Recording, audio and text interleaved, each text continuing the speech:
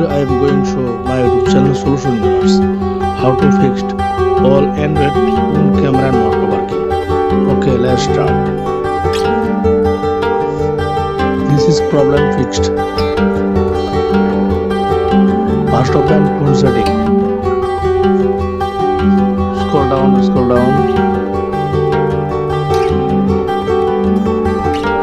Click on app management. Click on app list. Search camera.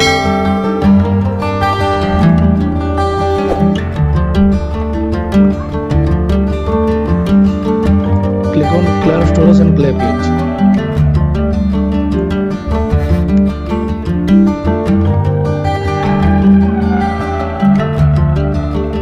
Click on permission. All permission now.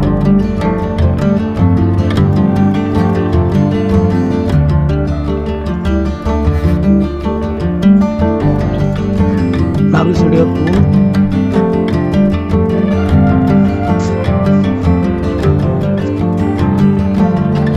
And opening camera. So finally camera problem solved. Thank you.